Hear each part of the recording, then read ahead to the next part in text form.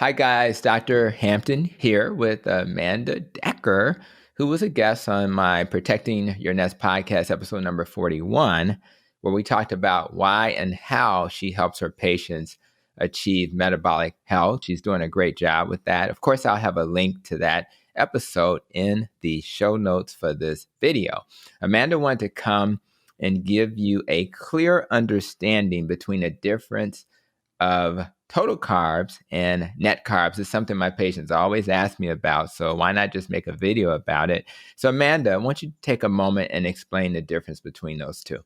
Yeah, so total carbs, basically when you look on a package, it's how many carbohydrates are in a food. Net carbs, it was created by the food industry, basically so they could sell more products.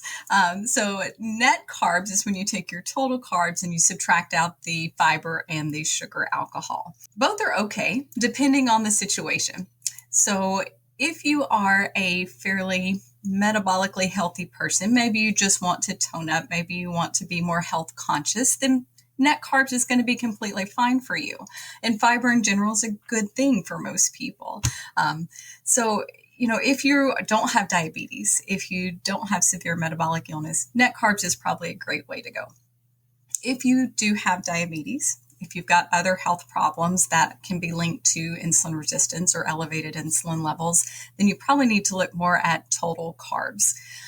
Because some people, especially diabetics, the fiber and the sugar alcohols will still affect their blood sugars. And so you're just going to get a much more accurate picture of your nutrition and your goals when you're doing the total carbs.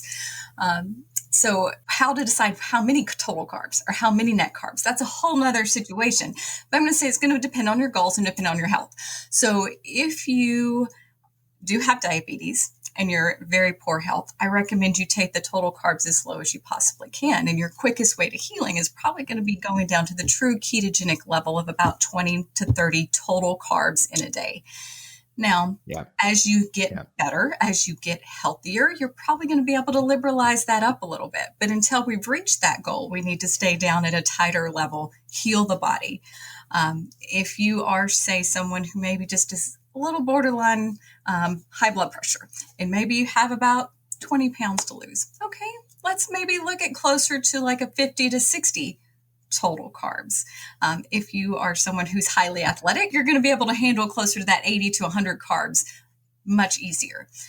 Now, I want to say this, that when it comes to adherence to a low carb diet, I have very many patients who struggle with giving up that sweet tooth or needing some sort of a bread-like product.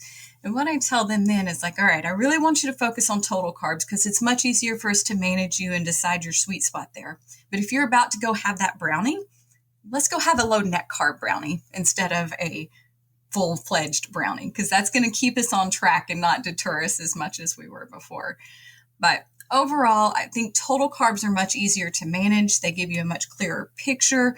But if you're going to need to include some products that are maybe not 100% whole foods, we'll say, then net carb products are okay from time to time. I love it. I was tickled when you said your sweet spot. I thought that was really cute because we're talking about, sugar and carbs, and you're like, find your sweet spot. So that's really cute. And another thing that was my wife shared with me that Costco has a keto section now, and I haven't been there yet. I'm going to check it out soon because maybe I'll do a video in Costco, but be careful because as you have suggested, industry is who really started this, and we want to be careful. So everything you said, I agree with. I want to do a shout out to Dr. Eric Westman, who he teaches us, and he's pretty much a 20 carb guy. You could argue keto is less than 50, but in terms of like reaching your goals, I think 20 total carbs is probably a good way to go if you're going to ensure success, especially when you're metabolically unhealthy. So I really appreciate all you've shared. I wouldn't have said it any differently. So thank you for your insights. I really appreciate that. So rather, you are trying to, achieve metabolic health. You decide if you're going to go with total or net carbs. Most of the low carb experts in the country are probably going to lean you towards total carbs. And I just want you to have some insights from my guest, Amanda. So make sure you check out the podcast episode we did in the show notes, and make sure to like and subscribe and comment to this video. And of course, until we meet again, be safe, be well, and continue to protect your nest. Thank you again, Amanda. Thank you.